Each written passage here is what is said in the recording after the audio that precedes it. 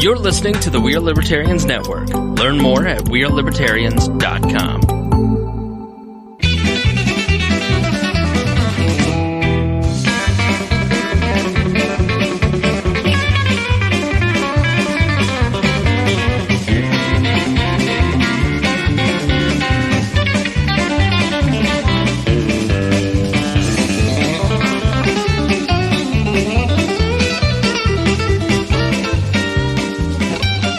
Welcome to the Boss Hog Liberty Podcast. This is episode number 167 of East Central Indiana's favorite podcast. I'm Jeremiah Morrell. Today I am joined by producer Chris Guffey. Hello. We're going to call him a co-host because he's been here 3 out of the last 4 weeks. Zach Burcham is here. Glad to be back. And who are you introducing, Zach? You've got to do Dakota's job because he is on assignment. His assignment, is given to him by Audrey, is he has to be a dad tonight. Well, I'm going to introduce to my left, Pat Bremer. He runs the small trailer enthusiast.com page. It's like small campers if you're not into like big 40 footers. And then I'll let you introduce to your right because I'm not sure if I got his name down yet. So it's Rusty Ecstien. And you're with Mount Comfort RV. Mount Comfort RV, yeah, in Greenfield, Indiana. You guys don't claim Mount Comfort, huh? You know, I don't know. Is it a city? Is it a town? I don't know. It's in your It company is a strange name. thing that where your address is probably technically Greenfield. Our address is Greenfield. I'm not sure Greenfield knows that we're in Greenfield, but we're Greenfield. Oh, trust me. If somebody, this is normally kind of a political show. Not tonight, hopefully. We're going to more of an economic show and a fun show. But, if somebody collects taxes from you guys, they know that you're they know it then. Yeah. They don't forget your name then. They know. They know then. So Rusty is here, and you, if you guys drive through on I-70 from Indianapolis out here to Boss Hog Land, they're on the right side or the south side of the road, with all those diesel pushers lined up on the right on the money row. Yeah, and that's crazy. Right now normally we have 500 plus RVs in stock, and I think we're gonna get to it later. But right now it's like less than 250. It's incredible. And a boat. Did you sell the boat yet? We got another boat. We sold that boat. We got another boat. Yeah, you guys always have like interesting stuff in that far corner. It's like that's kind of the that's oddball. the point. That's the oddball stuff. It's like when we get the trucks in on trade and the boats, and we that's throw the it out category there in of the weird shit Rusty took they shouldn't have that they have to get rid of. Usually I call Pat, but Yeah. Normally, I'm not commuting right now. I'm working from home, but it sounds like that you're getting a lot of window shopping based on the construction on 70. So people have a little bit more time to check out what's going on there. People are just stuck in traffic. It's been going on. We've been there for 14 years and it's been going on for 14 years. As a guy in the road construction industry, I have really enjoyed the work out on Mount Comfort Road and I-70. There's a lot more to come. We've rebuilt a lot out there. All right, so this show is about our lives in rural Indiana. We're here to push your boundaries and make you think as individuals. Sometimes we'll provoke you, other times we'll make you laugh, but hopefully you will always learn something new. All right, we're going to double your pay if you get this right, Zach. Oh, that's exciting. Double and zero. So we're going to do our Patreon thank yous. If you guys know, we just had the Patreon portion. We kind of chat, talk about our lives a little bit. And we get to, if you contribute, help pay the bills, keep the air conditioning. It's nice and comfortable in here tonight. Rusty came in and said, man, it's cold in here. Yeah, it feels good in here. Yeah, back before you guys got the nicer thermostat, it was always pretty warm in here. Or cold somebody have to remember to stop in and turn the air down. Now we got the Nest and it's nice. Yeah. So got to thank all the people that contribute. And of course, if you contribute $50 or more a month, you get your name mentioned every episode. And so we got thanks to Chris Lamb, Christy Avery, Jonathan Phillips, and of course, all the way from Hawaii is Craig DaCosta. We also have the T-Chip stores, which is T-Chip, which is BHOL 1, 2, or 3. Guffey's going to post those links in the chats for everybody to catch those. He should have been doing that last week when he wasn't here, but he had nothing better to do. And of course, do we need to work through this? I know you've mentioned this 5 times since I've seen you. So let's talk about the abuse you took, and maybe we'll just work this out right now. Yeah. Well, if people don't know, I'm 37. I think a couple weeks ago, Guffey said I was 45. I'm pretty sure you look 45. So Guffey said he couldn't make it last week. It was date night. So through the entire Patreon portion, I was just taking verbal abuse about how old I look. Hold on. Was it verbal abuse? Because I was typing. It was written abuse. Written abuse. See, your story's already changing. I think at this point he hears your voice when you type. Well, then I saw you on Friday night and it turned into verbal abuse because you just kept going. Oh, yeah, because then I saw you and your brother. Yes. He's far better looking than you are. He's less stressed. He doesn't have children. Definitely not identical twins. Your brother, he has like 7 cats. That's a family. Yeah, well, none of his cats have destroyed his televisions like my child destroys my televisions. But So yeah, and we're also looking for advertisers. So if anybody's interested, I don't have any of the information, but if you contact Jeremiah or Dakota, they'll give you some of the metrics.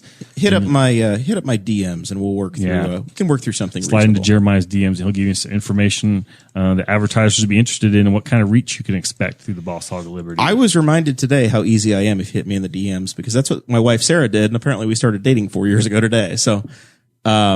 I looked, I think, and you're in 7 of my most recent 10 conversations in Facebook Messenger. So, yeah, I don't hide.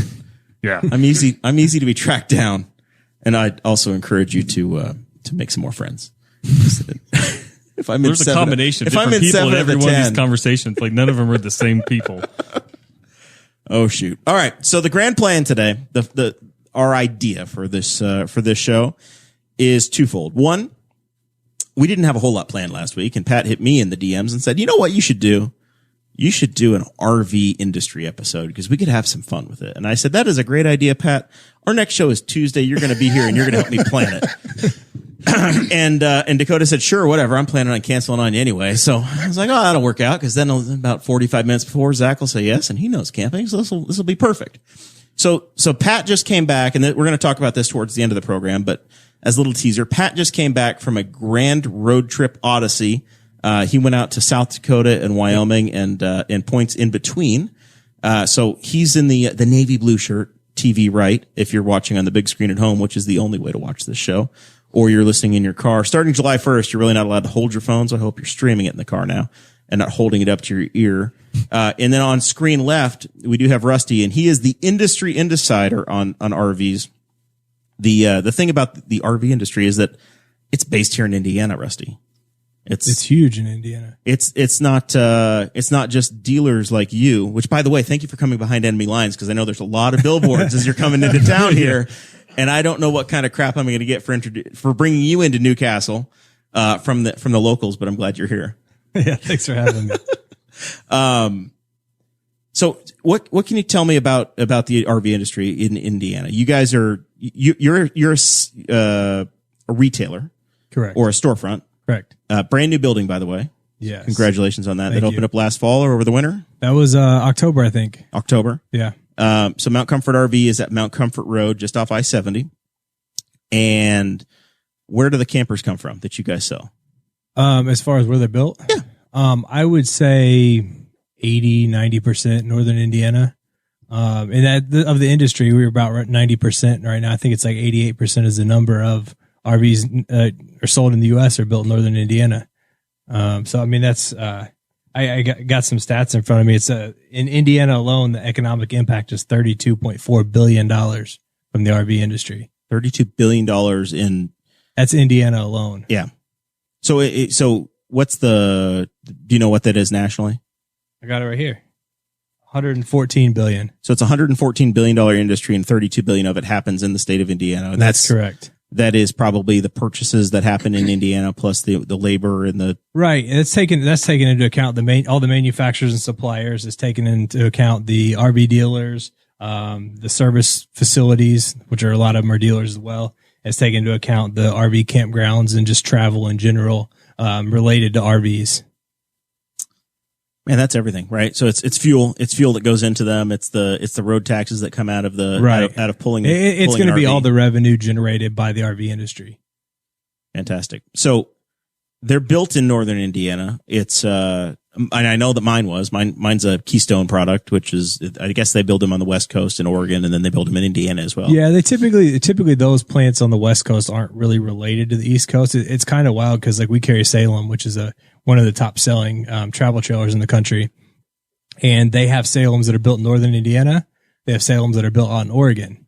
And if you talk to the people at the Salem plant in Northern Indiana, and you say, "Oh, what do they do out in Oregon?" They're like, "I don't even know who those people are." There's like no connection. They're both owned by the same parent company, Forest River. Right. They're both called Salem, but there's no like. You would think they would talk to each other, and they don't seem to. That's interesting. Is that just to decrease travel costs from here out to I the think West so, Coast? especially when you're looking at, in our industry, I guess a lot of people don't realize, I mean, you guys do because you own campers, but they don't realize how affordable RVing is. It's a lot. It's going to save a lot of money over travel, the RV industry has done a number of studies that they look at flying, which nobody wants to do right now. They look at staying in hotels, which people are leery of now. They look at like eating out at restaurants, and they look at all these different kinds of vacations, and then they take the cost of the whole thing and then compare it to what would the cost be in a tent camper, like a pop-up, or what would the cost be in a travel trailer? What would the cost be in a Class C motorhome or a diesel pusher motorhome? And they're looking at all these different costs, and what they find is that the RVing is like by far the most affordable way to go. So what we've seen, and one of the reasons why this was an interesting episode when Pat pitched the idea to me, was we're obviously in the middle of the coronavirus pandemic. And as Rusty said, people are looking at different ways to vacation. A lot of your fly away, hey, I want to go to Cancun for the summer. That's not happening this year. I can't go get on a cruise ship and take my week-long cruise. But it is possible to get in an RV and go across the country or go camping. Oh yeah. And it's crazy because like so many people, when they buy an RV, they don't necessarily have a destination in mind, and you don't have to. I mean, I know talking to Pat, I talk to Pat fairly frequently, and it's like always like, I watch his Facebook. He's like, hey, I got off work early today, so I'm going to Illinois. Yeah. And it's like, he didn't have that planned. He just hooked up to his, am I right? You just hook up your trailer and you go. Yeah. I mean, that's when we actually, that was before we got a seasonal site, but, which is totally different way of camping now that we've done this for the first year. Because, before, like say, if we're going to take a 3-day weekend, you got to take Friday off. You're spending a good half of the day on Friday loading up, hitching up, getting food ready, all that stuff. By the time you get to your state park, an unhitched setup, it's like 7 or 8 o'clock in the evening. Yeah, sometimes. Yeah, depending on where you're going. But, my wife pitched this idea to me last year. It's like, well, why don't we look into a seasonal site where we could just keep the trailer and then just throw a bag in the car with some food in the evening and get out there and not even have to take that Friday off. So we've done that. We've got a spot out in Park County right now. And out there with the bridges. Out there with the bridges. We're about, 10, 15 minutes east of Bridgeton. If everybody knows where that's kind of one of that and Mansfield. We're just like 3 or 4 miles south of Mansfield. So those are like the two big communities for the Covered Bridge Festival. But we found a nice little park out in the middle of nowhere. And, we frequently said, why haven't we been doing this for years? So then there's all kinds of different ways and different, I should call them consumer profiles of people that buy these. But let's look on the macro scale, and then we'll start talking about the individual customers and what they do. If we're talking about the manufacturers and they're based in Indiana, there was a tremendous fear in the industry of, hey, these guys, 2007, 2008, when the big recession happened, the RV industry was decimated. They were in serious trouble. Right. And as this recession, what we think was a recession, started, the RV plants closed down in March, and there was significant fear that we don't know what's going to happen to these jobs and these companies that are based in Indiana and what the future looks like. Yeah. And that was 90 days ago. Right. And the thing about this time is it wasn't a lack of demand. So what we saw at our dealership, and I really think a lot of dealerships around the country saw, is January. A lot of the dealerships have January is a slow season, unless you get into like Florida or Texas, then it's kind of flip-flopped of here. But what we saw, and I think a lot of dealerships saw, is that January was one of the best Januaries. It was our best January we've ever had. February was our best February we ever had. March would have been our best March we ever had. So, I mean, it was. So even before coronavirus, things were busy. Things were picking up. Everything was increasing. I think most of the manufacturers were getting the orders for the RVs because the consumers were buying them. So whereas before, when we were actually truly in a recession, I think people were saying, you know what, I want to kind of keep my money because my stocks are going down. I had this big 401k. And now it's not as big, and they were getting nervous. And we saw a little bit of that with the Corona stuff. But the difference is in 2008, 2009, there was a decline, and you saw the decline, and it kept going down. Whereas I think we had kind of a buildup here, and we were seeing it start to come up in January and in February. And then in March, it was coming up in a really big way. And then it was somewhere around the middle to third week of March there where everything got shut off. Right. The campgrounds got closed, which I know there was a lot of backlash with that. Yeah. The state of Indiana. So we have listeners all over the country. In the state of Indiana, Zach and I actually camped together at Starve Hollow. Probably was it April 1st? I don't even know when it was. Yeah, it was we saw the end. We saw the end coming. We were there at the last weekend, and we went. I'd camped. I had a feeling that this was happening as well. So Sarah and I had purchased a camper very late last fall. I think we got to take it out twice. So I'm like, we're going to go early, especially when the coronavirus happened. Well, the state parks were still open. I'm like, we're going every weekend until they can't, because I was like, I know how much money I'm paying for this damn thing, and I don't know how long it's going to be shut down. So the more nights I get in now, my cost per night is going to drop, right? So we were like, all right. So we got like 4 weekends in. We got to that last weekend at Starve Hollow, and I had gone from, it snowed the day we got back from Brown County in early March. It was 72 degrees in April. It was completely packed. Yeah, it was and perfect. people were not exactly social distancing at that point. I remember. Yeah, we had been out for 4 days. We actually been down to Charlestown, and that was a social distance. Like, it was perfection there. It was like every fourth spot. It was middle of the week.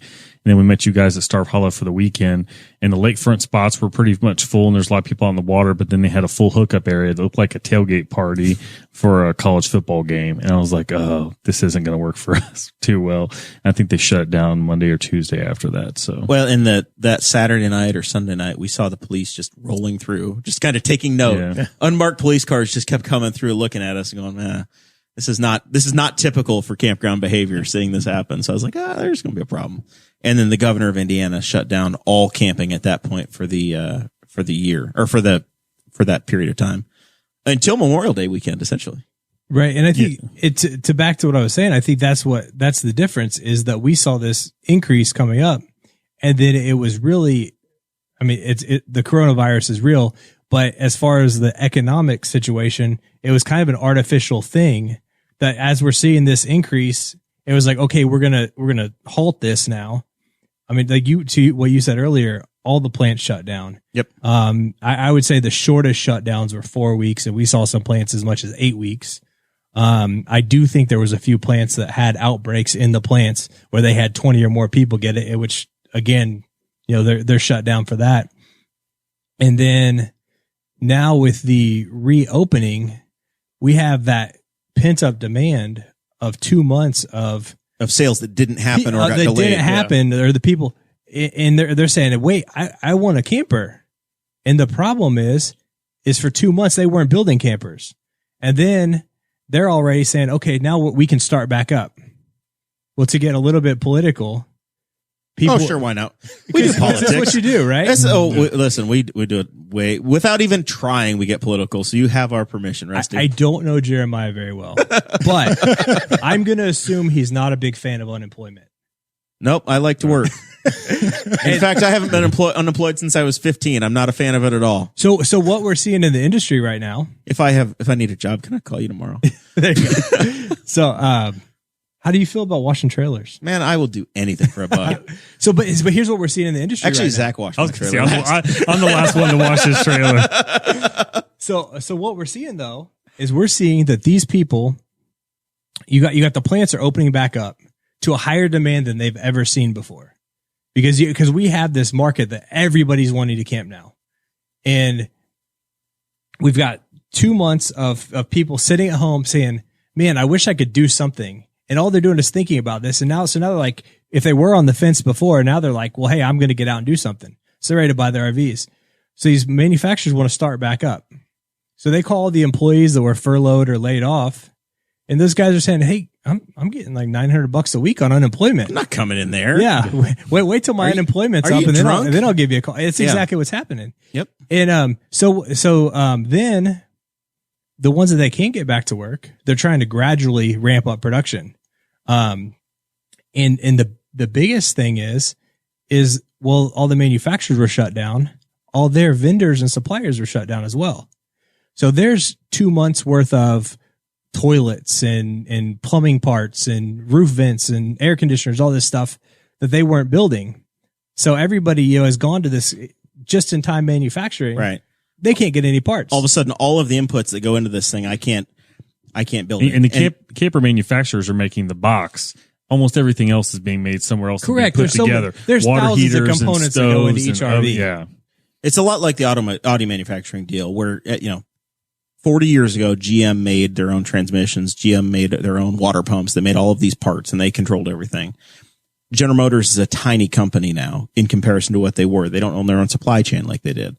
The RV industry is very similar where you have 3 or 4 key manufacturers for every product line. Correct. Well, and you have Lippert is a huge company in the RV industry, and they're making awnings, chassis, brakes, air conditioners. I mean, they're making everything. And then you have. Are they based in Indiana as well? They're based in Indiana as well. Yeah, Patrick Industries is one of the largest corporations in the RV industry. They're publicly traded, and they're making all kinds of plastic products and different components to RVs as well.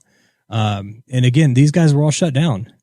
So when you got 2 or 3 of these giant suppliers that were all shut down and these manufacturers open back up, they got nowhere to get parts from. They couldn't build if they wanted to because they've lost their key manufacturers. And by the way, if you guys having campers have problems with your RVs, it's going to be really hard to get parts for them. I think I've read about people having issues and they literally had to go. I think a guy had a fridge, something went wrong with his fridge, and they just went and had to yank one out of another camper that was on the lot and try and throw it in there for them. And that's kind of where it's at right now because, like I said, there's no supply. They can't supply the people who are building them. They can't supply us either with the aftermarket parts. So just off the hand, is your service department screaming right now? Oh yeah, with customers that they have something going wrong and they want to get back out camping. Well, and that's the thing is we had these people that normally would start thinking about camping in early March, and then then more people start in late March, and more people start in April, and more people start at the end of April. All those guys were sitting at home. I mean, you guys got to go out, which was kind of cool, but most of these people are sitting at home. So then all of a sudden the campgrounds open up, and then it's just like. The phones are ringing off the hook. And then not to mention, we spend 6 to 8 hours, every RV that we sell, we spend 6 to 8 hours getting ready for the customer. There's a lot of things that, just like if you bought a house and you got to go through and do a punch out list and all that stuff and try to correct this stuff. That's what we do as well, on our RVs. And, so that takes a lot of time for our service department. So you sit here and say, hey, we're selling like 50% more RVs than like our all time high. So you're at the breaking point of what you guys can do. So they got to get that already. Right. Exactly. And, you guys have been in the RV industry enough as consumers to know that, there's not a lot of RV technicians out there. No. And that's one of our struggles that we've been trying to train a lot from within to try to bring more into the industry. We've worked with like local schools and that sort of thing. We worked with Rupert's kids, brought a couple guys through out of that program. So, we're trying to help that way, but basically you got, like you said, you're at a breaking point where it's like you don't have the people that you need to get the job done. So it's, we got guys working overtime and everything to try to make it happen, but then it comes back to supplier shortages, part shortages, manufacturer shortages. You only have so much bandwidth and throughput, and there's always consumer demand can be at a certain point, but as a company, you can only do so much to meet it. And there's going to be a weakest link somewhere. Yeah. Whether it's the supply chain, whether it's the number of RVs you have in inventory, or if it's the service side and just the staff. Right. And well, that's our frustration when you see these unemployment numbers. And I'm sitting here and I'm like, first off, if I go to and they're not necessarily jobs people want, maybe they are jobs people want, but you go down any road and everybody's hiring. Mm-hmm. And I think it's people are staying at home. I don't know that. But when we go to, Northern Indiana, I mean, these plants, they need people, production workers like crazy, we need people to work on RVs. I think if you go to any RV dealership, I think they're all hiring right now. And I think a lot of businesses are. So there's a lot of opportunity there.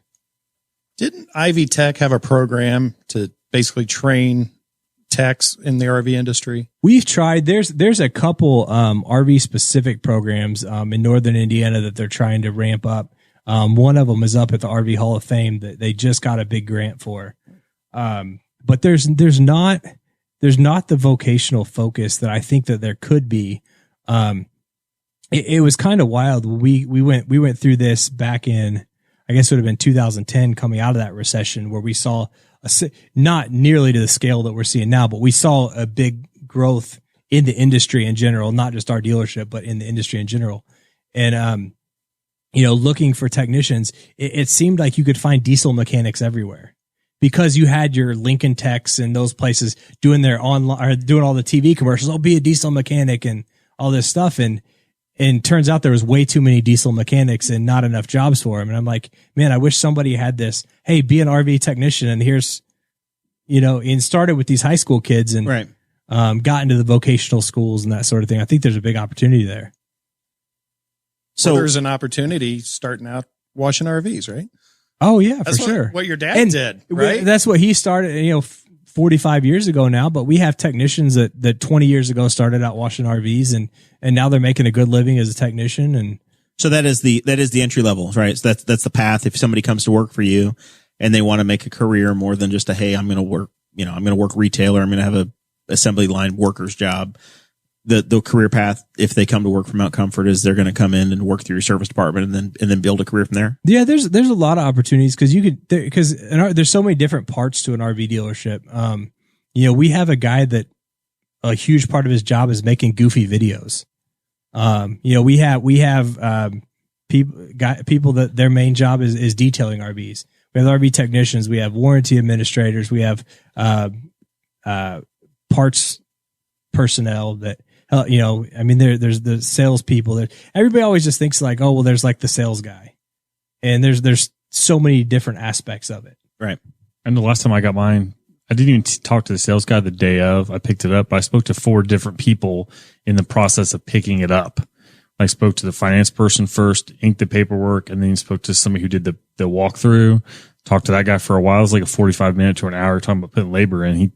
I talked to Zeroff, and then there's shocking. Yeah. And then there's a service guy who's giving, okay, this is how you need to deal with the service department. This is how that's going to work. And so you're going through stations just to get the camper out the door, let alone just there's people in the background I never saw. The camper was washed and cleaned, and those are probably different people that I didn't even see handling that part of the stuff. So a lot of moving parts at the dealership for sure. Oh yeah. Yeah. Title work. Accounting, there's all the different aspects, all the back end office stuff too that businesses just have that's implied, right? Somebody has to pay for them. You got an AP person, I assume, that has to pay for all the campers unless you have to do that yourself. All right. So let's talk about, that's the industry side. Let's talk about the people that are coming in and buying. You said that the folks are sitting at home and there's this built up demand and they want to go to the campground and they want to buy a camper. I guess for those that are novices and that are listening, people see on the front line on I-70, they see the big diesel pusher motorhome that's 40 foot long and they think, man, I could never afford an RV, right? That's way outside of my budget and what's possible. But there's also ways to get into it where you could have something for in the 100s or 200s a month. Yeah. And that's the big thing. I think that the biggest misconception is that people think of that 40-foot bus that's $500,000 and they're like, oh, that's the RV. It's for the rock stars and that sort of thing. And my first thing I tell those people, I said, well, no, the rock stars is about $2.5 million.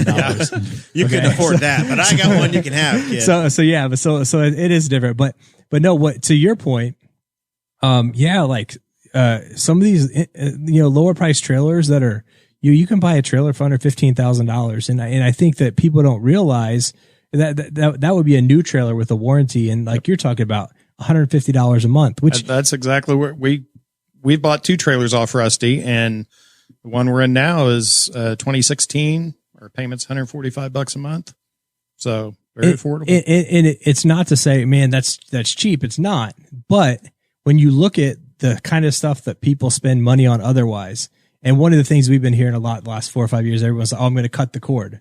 And they got this cable bill that they're paying $200 a month. I think my cable bill's right at $200 a month.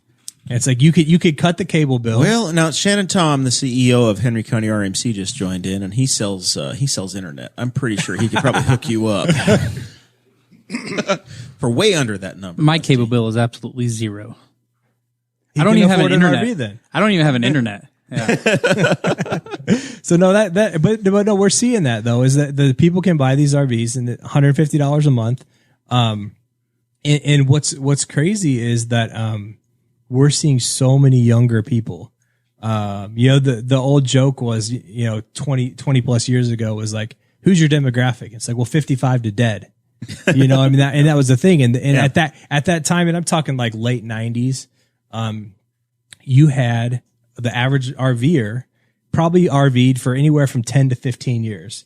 And that person probably bought 3 or 4 RVs over that course of that. And they might start out with a pop-up or start out with a trailer, and then maybe they get a fifth wheel, and then maybe they get a motorhome or whatever. But now we're seeing so many people in that 30 to 40-year-old age range come in. And it's gotta be half of the people that are coming in the door now. Yeah. And when we look at that, those people are going to go out, they're going to enjoy it, they're going to have fun. They'll say, man, I really like this. You know, hopefully these people are going to live for 40 plus years. I sure hope so. And if they are, these people are not going to buy 3 RVs. These people are going to buy 8 RVs, 10 RVs.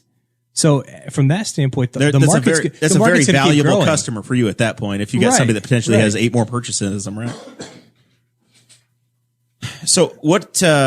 So the average 35-year-old comes in and says, "Hey, I want to buy a camper." What are they looking at? Are they looking at one of your Salems that you're talking about, or what's the what's commonly flying off the shelves? Yeah, so Salem's been one of the top 3 selling trailers in the industry for the last probably 5 or 6 years. So obviously on our lot, I mean, we'll sell a couple hundred of them or more this year. We would sell more than that if we could get them, but we can't get them quick enough. Typically, probably I would say the $15,000 to $25,000 trailer is the bread and butter. It's a large part of our sales. I had a stat here somewhere that 88% of RVs sold in the country are towables. Right, which is a travel trailer. Which is the travel trailer, fifth wheel, pop up. 12% that is the motorized, which again, most people, when you say RV or whatever you're saying, they're thinking of the big motorhomes. So if somebody says RV, we'll work on our terminology here because we're throwing it around. RV means recreational vehicle, which is the entire class of anything from a travel trailer to a pop-up, which is looks flat, then they literally pop it up and expand the thing. It could be a fifth wheel, which is what connects into somebody's pickup truck bed. Correct. Or it is the thing you actually get in and drive, where it's got the cab over the top, or it's a big bus type situation. Right. All RVs. You guys sell them all. Yeah. Oh, we sell all of them. Yeah. Okay. So the most common is the thing that somebody pulls, some sort of a towable. Correct. All right. So somebody comes in and they says, "Hey, I want to buy one." What do they have to actually pull one? What can I? They roll in with their Newcastle Town and Country, like Pat has. Mopar Town here. They roll in with their Town and Country. What's the next step? Okay. So they're pretty limited. If it's really a Town and Country, they're pretty limited, right? Yeah. Minivans are going to be like probably 2,000 pounds to you say, check out smalltrailerenthusiast.com. Right. And that's it. Yeah, exactly. I mean, I get a lot of emails from people saying, "Hey, I want this. I've got, 3 kids. I want something with a full bathroom, and I've got a Jeep Renegade to tow it with. What can you steer me towards?" I'm like, well, I think like Rusty's dad told me, or maybe you told me once, it's like, well, what color do you want it in? Yeah. Well, and I think that too. I'm sure Pat said as many times as I have, you can't tow anything. Yeah. And even when you look at some of these small trailers, there's some stuff you just can't tow. Most of the trailers I'm talking about mainstream are going to weigh between 4,000 pounds, maybe 3,500 pounds, and up to 8,500 pounds. Just as for example, most minivans are rated at like 2,000 pounds. You're talking about a pop-up pretty much. Yep. Maybe a small teardrop, but that's pretty much your limit. You always want to leave some margin for putting your gear in it, because you're going to take stuff with you. Yep. Grills, coolers, clothes. Yeah, exactly. Food. And if you're looking at a 2,000 pound pop-up trailer, you're probably going to put 300-400 pounds worth of stuff in it. If you're looking at a 38-foot, 8,000 pound trailer, you might put 1,500 pounds worth of stuff in it. But you always want to leave yourself some sort of leeway there. So just because it says, "Hey, Mike, your whatever vehicle can tow 2,000 pounds," doesn't mean you should buy a 2,000 pound trailer.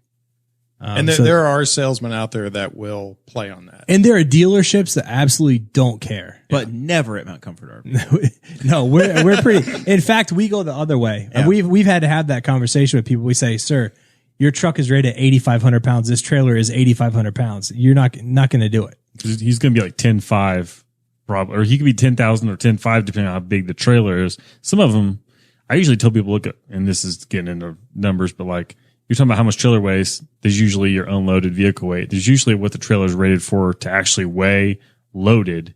And I'll be like, that's the number you need to look at, because you'll be shocked how often you're at that number. And some people have to control going over that number, which might be 1,500 pounds of stuff loaded in a trailer. I had a trailer that was 4,500 empty, and I weighed it. It was 6,000 pounds loaded for a trip to the track. Did you take the bricks out of it though? It was like 2 generators, some extra water. It was like, I was gonna say that's a lot of cases of Diet Coke. Yeah, Powerade. Yeah, so I mean, but it was a lot of people. You leave more stuff in there than you think. Like when you go from the first trailer, you're like, oh, this isn't too bad. Then when you go from this first trailer to the second trailer, you have to unload the first trailer, all the stuff you accumulate. Then you figure out, like, because they're kind of like they're a Swiss Army knife for going somewhere. Like you go somewhere and you're like, I went to camping with some friends. They're all tent camping.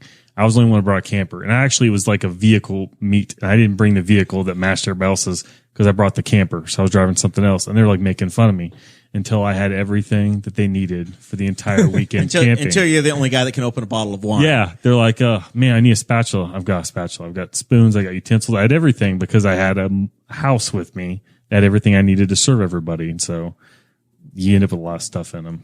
I had somebody. This was years ago, but they gave a helpful tip for that.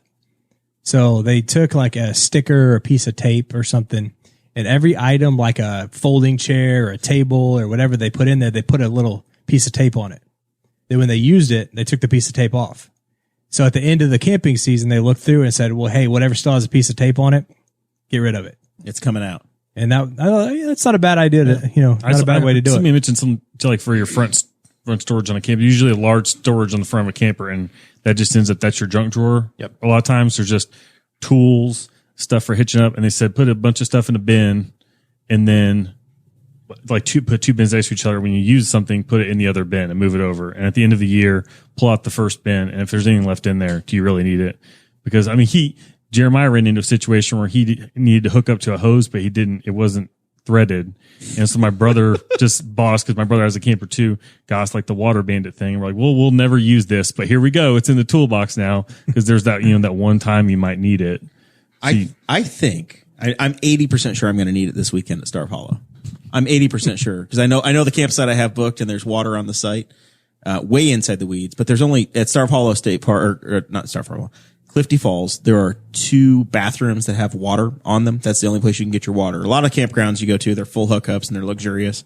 A lot of state parks are less than that, so you've got to use your onboard holding tanks. So you have to take your camper and drive to one of these sites where they can fill up the water. Well, they've got these little spigots, and I don't know why the state of Indiana thinks this is the right thing to do, but they don't put threads on them. They're just a place to fill a bucket. Yep. Well, this little product that your brother found is called a water bandit or something. Yeah. And that allows you to clamp onto that and put an actual hose on it and pull it over. There's one of those at the campsite I'm at, like within 15 feet of where I'm going to be. But yeah, I didn't have that at Watkins Glen. We looked around and saw, New York State Parks. They do a great job of marking all of the locations they have water. They paint them blue. It's beautiful. Fantastic. So I looked at one, pulled into my campsite, pulled past the campsite, said, oh, there's one right next to me. I'm fine. Got backed in, set up, leveled or whatever, walked over to it. And there's nothing to thread onto. So that was a lesson learned. Always check that. Didn't know until now. I've been doing this going on 11, 12 years now, and it's like I'm learning something new all the time. Every time. Yep. Every time you learn something.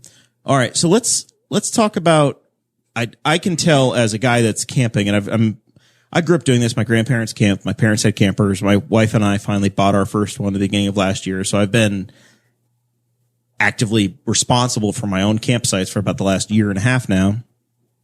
And last year, unless it was a holiday weekend, you could pretty much jump on the state's website and say, hey, I want to camp somewhere, and I could find something for the following weekend. All of a sudden we've gotten to, and I think this is coronavirus related and probably an indicator as to why you guys are so busy right now, Rusty.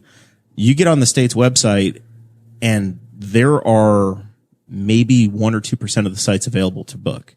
Everything's full every weekend now. So the demand of people wanting to go out and camp off the charts.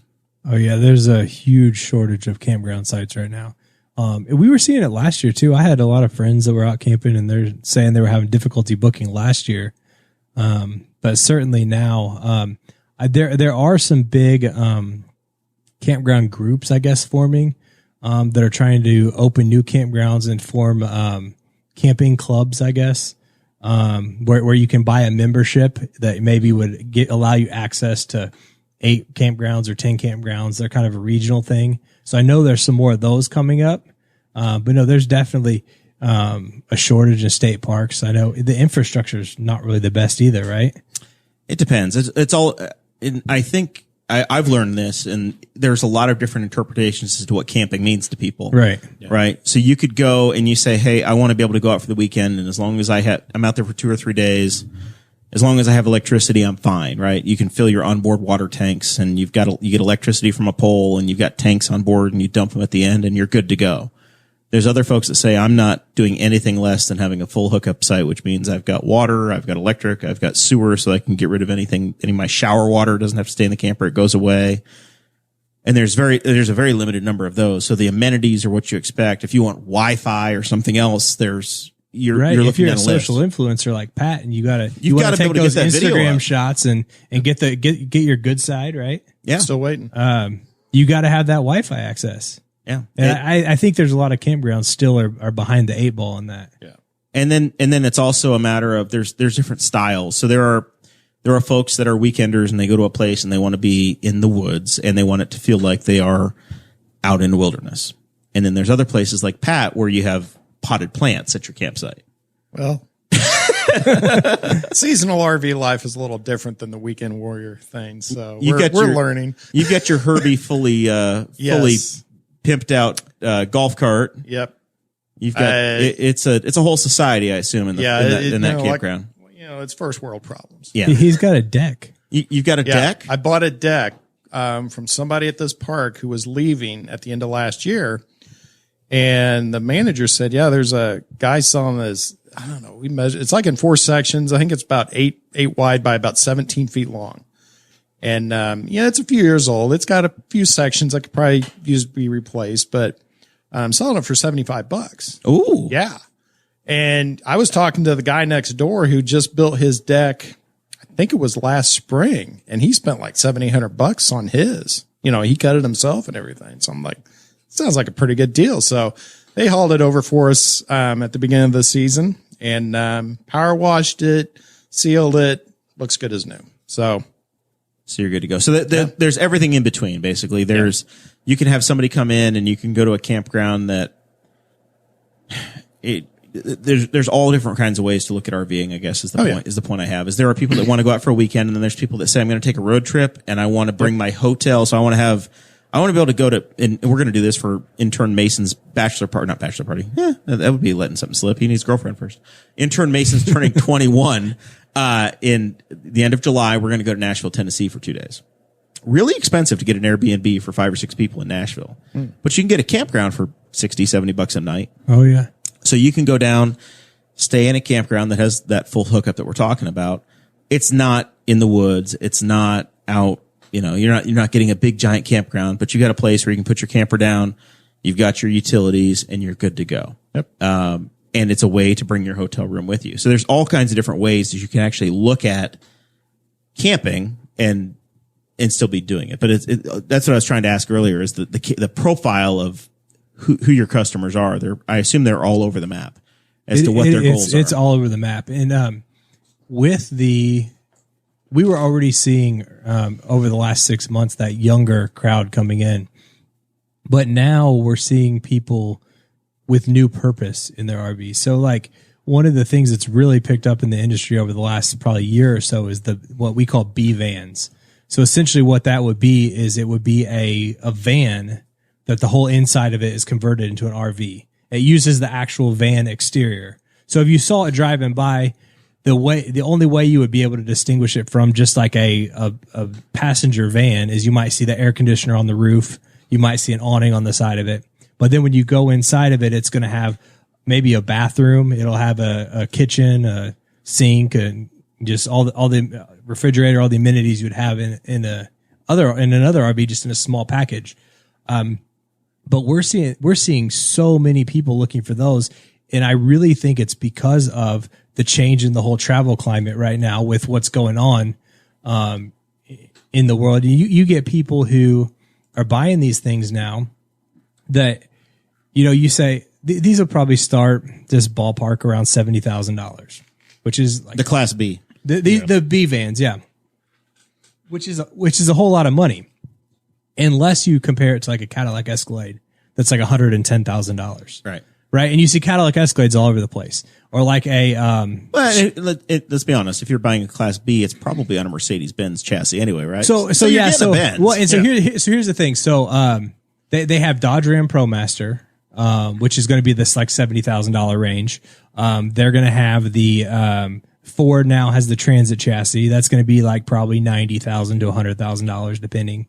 And then usually you're going to be over 100 for the Mercedes. If you get really crazy and want to Airstream, you might be close to 200. Yeah. But realistically 100 to 130 on the Mercedes chassis, which again, you're in the same ballpark as a Cadillac Escalade.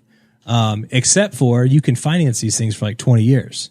So that Cadillac Escalade payment that might be, $1,300 a month. Yeah. Or $2,000 a month or whatever. Yeah. Maybe you're $800 or $900 a month. Okay.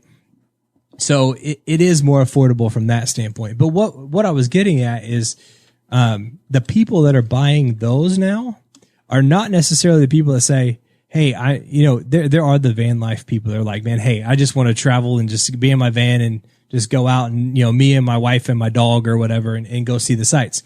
But what we're seeing now with everything that's going on is we're seeing the people who say, hey, you know what? I live in Indiana. I have family in Alabama. I have family in Georgia. I have family on the East Coast. And these people might have flown 3 or 4 times a year to go visit them. And now they're saying, I don't want to mess. I don't want to do the planes. I don't want to do the germs. I don't want to do the security checkpoints. I don't want that. They want the freedom. They're saying, I'm going to buy a van and we're going to drive. And if I need to pull over and sleep, I can do that. If I want to bring lunch with me and not have to go get somebody else's germs, I can bring that with, bring lunch with me.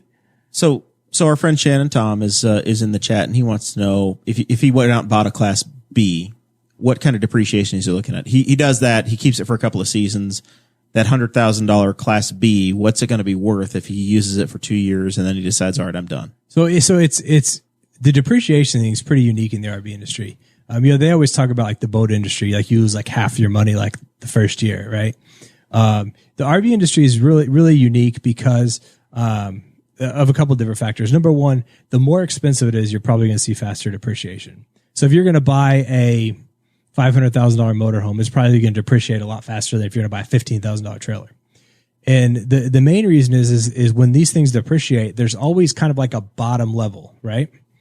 And right now in our industry, if you have a nice trailer, whether it's 10 years old or 20 years old, the biggest factor is what kind of condition is it in? And that trailer might be worth $10,000. Now, if you bought that trailer 10 years ago, you might not have paid much more than $10,000 for it. Right. And so when you're looking at stuff like that, there's not a lot of depreciation. The other thing about these B vans in particular is there's not a lot of them out there. And we get so many customers coming into us and say, hey, I want a late model B van. I don't want to take the depreciation on it. Right. So everybody's looking for that 1-year-old, 2-year-old van. They get like, well, man, if these are 70,000 new, maybe I can get it for like 50,000. And it sounds really appealing. But what we talked about earlier is these people that are buying these vans, they're keeping them for like 5, 6, 7 years. So the chances of somebody having one that's like they kept for a year or two and then now they're selling it or trading it in or whatever are really slim. It's not like a car where you cycle through them every year or two and you're switching. You're finding that they're longer term ownership. Yeah. And those seem like you said, they're like they're not a super popular thing. So probably the people that buy them, that's what they want. They've thought about this. This is a planned out thing as opposed to like, it's not usually like a knee jerk reaction. Like those aren't starter campers. You don't buy that as like, oh, this is my intro to motorhome because they are small. The interiors are, we go to RV shows and look through them and you compare it to an Escalade, you walk inside some of them and you're like, wow. Like the interiors are amazing. They're like a yacht. And it's incredible how they fit everything in there and how compact everything is. And they have nice, if you want it, nice leather interior, nice like butcher block countertops and things. So yeah, I would think that the people that want them, because those are real popular right now, is the people that want them, and they're going to use them and they're going to love them because that's what they're intended use for. I bet not a lot of them want to dump them off and then go get a fifth wheel, which probably to them is more hassle than they've been dealing with, because they like to park those B vans. You can park them in a lot more places than you can get like a big fifth wheel or a towable rig into. Well, I think the thing is too with those, going back to the depreciation thing, is there's so few of them. Like I said, especially if somebody's looking for one or 2 years old, there's so few on the market that drives the price up. So it's almost the price of a new one. The other thing is when you're looking at, most people would finance them. When you're looking at financing, you'll typically get better terms, whether it's longer terms or better rates on a new one that's under warranty than you would on maybe a 3-year-old one that's not under warranty. So when you look at it from that standpoint, you might be better off to buy a new one because the payment wise might be pretty close. So the other side of the conversation, we're talking about the Class B, where that obviously you don't need to have a tow vehicle in there. Ryan Bacon is in the chat, and he wants to know why RV dealers don't sell tow vehicles as well or as often. You're not a new car dealer necessarily, but I suppose you would potentially at times have vehicles as well. We do usually used, usually pickup trucks. A lot of times we'll get the person, like I said, there can be a natural progression where the person buys a trailer, then they buy a fifth wheel, then they buy a motorhome. And we'll get that person that has the truck and fifth wheel together or the truck and trailer together and say, hey, I want a motorhome, but I have no use for the truck if I'm getting a motorhome because all I use it for is to pull my trailer. Right. So we'll have that then. Typically, sometimes we'll package them up like that and sell them. A lot of times we might just sell them to a local car dealer who gets a lot more people looking for that type of vehicle. So one of the other, I talked to our friend John Phillips, who's the sales manager at Andy Moore Buick GMC and Fishers, and he was telling me about the low availability of pickup trucks right now as well. So I think not only on the RV side, you buy a travel trailer, you're not going to pull it with that town and country, so you need to go buy a truck. And I had some data that I put in the show notes that you guys, if you're a Patreon member, you can jump in there and you get the show notes every week from us. They went from, at the beginning of March, there was about 100, if you look at a GMC Sierra or a Chevy Silverado, there was over 100-day supply in the market of new Chevy trucks or new GMC trucks. When you look at the May data, it's down to like a 60-day supply. So all of a sudden, all of these, the same problem that happened with the RV industry happened with the truck industry as well. And the tow vehicles are gone. Right. So it's a really good time to sell a truck if you've got one, Zach, or your big SUV or whatever you have. I've got a 2017 Toyota Tacoma TRD off-road with the tow package. Oh yeah, but that can only tow like 3,100 pounds. You're not going to. Maybe. It's rated for like 6'2", I think. It's also a vicious circle of people that buy a truck, get a camper, they want a bigger camper, need a bigger truck. Truck's now got more capacity than they have camper, another camper. And you'll see people that are literally just leapfrogging like that. Go back and forth. Mr. Small Trailer over here. Pat's done that. Happened. Right. Yeah. Here comes Pat's confession story, and I'm going to step away for a moment, but I'll let you explain how this happened, Pat. How did it get away from you? Well, we had another grandkid, and we had a little 15-foot Cerro Scotty, and it was good for my wife and grandson number 1. And then, grandson number 2's coming on the way. We're down at Brown County camping, and we're talking. It's like, when this next one comes, I don't think we're going to be able to do it in this thing. So it was like that next week or maybe the next day, I'm not sure. We went out to Mount Comfort and just started looking at some bunkhouse models. And next thing you know, we're selling our Scotty, and we're putting an order in on a 29-foot Shasta. And so I had a 2003 Toyota Sequoia to haul it with. On paper, it had enough because the trailer weighed like 4,400 pounds. I think the Sequoia is rated at like 6,000 something. So we had enough buffer there. First time we took it out to the Dayton KOA, going out here on 70. It was an adventure that I did not want to do ever again because I learned then that just because a tow vehicle has the capacity to haul it, wheelbase comes into play. Yeah. And I think the Sequoia was like 119-inch wheelbase.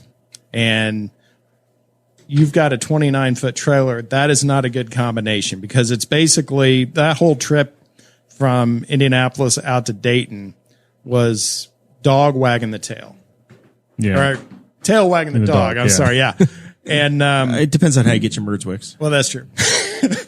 And so we got there, and I'm like, man, I do not want to do this because it was to the point where when I could see a semi coming, I would feel it before I would actually see him. Grip the wheel a little tighter. And it got to the point on several occasions where, with the wind coming off the truck plus the actual wind happening, it was like I had to let completely off the gas and just kind of edge my way over to the emergency lane so that way he could get by quicker. And I knew then it's like, all right, we got to do something. Well, it's manageable. They've got like hitches and things to arrange up. But yeah, if you're not familiar with that it, didn't even help. If you're not familiar with it, when a semi is passing you, which happens frequently, the first thing you feel if you're doing the appropriate speed. If you're doing the appropriate speeds, you shouldn't be passing too many semis. They'll be passing you. The first thing you feel is the back end of your trailer try to go away from you to the right.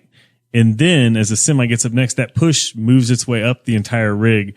But as it pulls next to the trailer and you have two trailers next to each other, then you get a low pressure. And so now the trailer comes the other way as your truck normally is being pushed in a way. And you're like, this is too much for me to manage mentally right now. Right. And you're doing this all at 60 to 65 miles an hour. Yeah. Hopefully, like say if you're maintaining pretty good speed. So it was, we then had a decision to make, and we ended up. And you really liked the camper at that point. Yeah. It was the new thing. Right. So we ended up getting a 3/4 ton Sierra that we got up at Penske Chevy. And, if you buy a new Penske Chevy now, I hear it comes with two tickets in turn 4. I don't need those. So Pat lives in turn 4. I know. Almost, yeah. Pat in turn 4. So we ended up getting the Sierra. We had it for most of that summer. We took it on a big road trip out to Texas. Went cruising out Route 66 with it. And it was a great truck. I mean, the first time I hitched that thing up after we bought it, put on my weight distribution hitch, everything. I took it around 465. I'm like, man, I don't even know this thing's behind me. It was great. Loved it. But, that payment got to be, so we're like, all right, time for a new decision. Rethink the game plan. And then, ended up getting a 2005 Yukon XL. So, which is the Suburban, basically GMC's version of a Suburban, the long it's longer SUV version, as opposed to like your Tahoe. Right. And, so I hooked it up to that. It still kind of gave me that wiggle that I wasn't really comfortable with. So I'm like, all right, what are we going to do now? Well, Mount Comfort had this essentially the same Shasta Oasis, but in a 22-foot model. That was a bunkhouse. And I'm thinking, all right, we're going to eat a lot on this because I think we had that trailer not even a year. And, so we went back out and made the deal, and, they gave us a really good deal. We didn't have to really. Does this happen a lot, Rusty, where somebody comes in and they've got something's changed and they need you to make an adjustment? Yeah, it's usually the other direction though. It's usually the person buys something too small. Yeah. Yeah, that's what I've heard a number of our salespeople say it, where somebody's on the fence and they're like, well, do I want something smaller? Do I want something bigger? They're like, Pat's case is a little different, but they're like, it's never too small. It's never too big. I'm sorry. Right. So yeah, it's most of the times it's the other way around. There is a sweet spot though, right? Like you get to a certain point in the length of these things and all of a sudden it becomes, man, I can't find anywhere to go with a 38-foot camper, or I can't get to the campsites I want to go to. Right. And there's a lot of misconceptions on that too, because you always hear Pat was just out west, so he can probably give some insight into it. But you always hear the people say, "Oh, it's not legal to take something over 30 feet into the national parks." And it's like, guys, the national parks are like entire states, right? There's no like you can't take a 35-footer into a national park, but we talked about like older campgrounds and infrastructure and things like that. They're not designed for larger. There are a lot of campgrounds that happen to be inside of national parks that were designed 40, 50, 60 years ago. And back then, if it was 30 feet long, it was massive. I mean, that was like the biggest thing on the road. There's a campground in Kentucky that I don't think can handle anything bigger than like 25 feet, which is most campers now. Like just about everything. Because the real wheelhouse is like 27 to about 32 feet, and then you'll see a lot of 35 footers. But yeah, that's smaller to get under that. And I was like, that's a whole park, and they can't handle anything bigger than that. And I was like, I just bought a camper that's too big for that park. I was looking for a spot to go. So true, because I know I've worked a few shows for like Rusty and then another dealer in Indianapolis, and I'll be hanging out stuff that's 25 feet long, and people will walk in, put their head and not even get in it, just put their head and look around. Too small. Well, and you guys will probably appreciate this. There was new news came out this week from the Recreational Vehicle Industry Association. You're gonna have a standard measurement, aren't you? Exactly. And that's been the big issue is you go as a consumer, you go to an RV show and you're looking around at all these trailers and you look at this one trailer and it's a 24 something or other. You go to this other trailer, it's a 26 something or other. And then you go see another trailer, it's a 23 something or other. That's supposed to mean, in theory, that's the length of the model, right? You would think that would make sense, right? But then you like look at the brochure and all three of these trailers are 29 feet long. Yeah. Every single one of them. So to what Jeremiah was saying is RVIA, who is kind of there's not really any government interference or anything there, but it's like a trade group for the industry. Yeah, and it's kind of the closest thing to a governing body. They kind of certify, I would say probably 90 off the top of my head, probably 90% or more of the RVs that are built in the industry. They have certain specifications that they agree on of, the plumbing has to hold up certain water pressure and things like that. But the one thing that they just came out with earlier, I guess it was the end of last week, was that they're going to require now, sometime within the next year, they're going to require to put the actual length on the outside of the camper. Now they might still have weird model numbers, but somewhere on that camper you should be able to find a sticker that'll say it's this long. Or 27-foot camper is 31 feet long. Yeah. And I think that 277. Number, what I've seen generally is that number that's shown on there, like on my case, 18 BH. God, you little guy. Right? Small trailer enthusiast. I've always kind of referred to that number as being kind of the box length. Which is usually close. Yeah. And then, cause if you see that number and then you add, say, 3 to 4 feet, that's going to give you roughly what your hitch to tail total length is. So. The lovely Sarah Morrell just walked in, and when we were looking at ours last year, I was trying to convince her that if we got what's called a Murphy bed, which is a bed that folds down and turns your living room into a your living room into the bedroom, I could have been in that class, and I could have saved 6 or 8 feet of camper. And I tell you, but we couldn't come to that arrangement. I was never really a big fan of the Murphy bed, but the more I see them, because they're almost in anything you want now. Yeah, we saw the Murphy beds. We saw those come out probably 3 or 4 years ago, and we looked at it. We're like, man, this is the greatest idea, because you can take like a 25, 26 foot trailer and put it in like an 18-foot box. Yeah. And we're like, here's my problem with the Murphy bed. Hey, my wife's here. Defending yourself. So I believe that whenever it's time for us to go to bed, when we're camping, it's time to go to bed. I do not want to have to hold my bed down, make the bed, fold it back up in the morning, because I just want to get up and kind of get my day started. So that was my thought there. And then also, if we ever welcome, a little Morrell or two into the world, well, there's not going to be any fun time while we're camping. Ever. So that's why we have a 27-foot camper with a bunkhouse. I don't know. I think people in pop-ups do okay. So, but so what we found though is 3 or 4 years ago, when we thought this was a really cool idea, people were just like that. They couldn't get on board. They didn't see. They're like, yeah, I don't get it.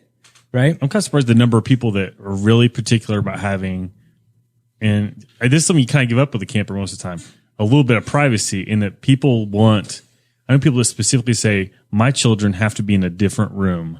Like they have to be able to close the door on their kids. Yeah. Or they want to be able to close the door on their bedroom. So it's got to be over 30 feet long. And then at that point, you're 30 feet, and you're probably more like 32 to 35 if you really want both of those together. Yeah, like Murphy beds were like, that's an interesting idea, but I don't think I'd even try with my wife on that one. Well, so 2-3 years ago, I said 4 years ago or so, we saw these and we thought they were a cool idea and nobody was into it. So 2-3 years ago, we pretty much had given up, our dealership anyway. And Salem was one of the manufacturers that came out and introduced like a lot lower price one. They have like an FSX line and a what's called their Cruise Light, which are a little bit lower price than their standard Salems, and they just took off to the point where when we had the January RV show and then the February Boat Sport and Travel show, and like it was like person after person is walking into our display saying, "I want to see your trailers that have the Murphy beds." I mean, they're asking for them by name. Whereas 3 or 4 years ago, we're saying, "Hey, let me show you the trailer with the Murphy bed." They're like, "What are you talking about? What's a Murphy bed? I don't know. What does that mean?" They've also gotten better, so that, as I can see it, the design has gotten better. The mechanisms are so better that now. they're quicker. They fold down instantaneously. It's not you're unfolding a 3-part mattress. It doesn't feel like you're sleeping on a pullout. It's a real mattress that comes out of the wall at that point. Yeah, well, and the thing is too is let's face it, most RV mattresses are not very comfortable. They're either going to be like really springy that's just going to hurt your back, or they're going to be like a hard foam. What I always recommend to people is you can typically get like a memory foam mattress topper, which is what we've done. We've got a 2-inch. They're usually less than $100, and when you throw that on top of that hard foam, it gives you a pretty good feel. And you'll find too in the wintertime, it's a lot more firm as well. We took our it's all of a sudden it's from a liquid to a solid, right? We took ours. We basically took the mattress out. I extended it. It was a queen. Zach and I have very similar campers, but it's like GMC and Chevrolet. The manufacturer that makes ours. Mine's a Bullet and his is a Passport, both made by Keystone. But his camper is designed with a full queen bed, I believe. Yep. And mine's I got a short. You've queen. got the RV queen. I've got the short queen. Yeah. I did. I took the piece of plywood out, extended it, gave up the little extra walk around space we have in the bedroom. There's like a 6-inch. I think it's a RV queen's 60 by 74 typically. And then a full queen is like 60 by 80. Yeah. I'm blessed with height and girth, but blessed with height. I went ahead and we ordered one on Amazon and spent a couple $100 and got an inner spring mattress and massive improvement. I think Sarah's shaking her head. Yes. It's a whole lot more comfortable. You need the extra length because you've ever slept in most front bedroom campers. The bed usually the wall slopes above you. Yeah. So you can get that full 80 inches if your head's like touching the wall above your head. So yeah, every little bit of bed space you can get helps. Yeah. That is the one complaint I have with ours is that after we did, and this is a good transition into these longer road trips and things that you can do with these and the opportunities it has for a vacation. Sarah and I spent 10 nights in a row in ours. And I was like, man, the reason we got ours is because we have a lighter tow vehicle and, 7,500 pounds, 7,000 pounds total all in weight is what we need to be towing. So an ultralight camper is what worked for us.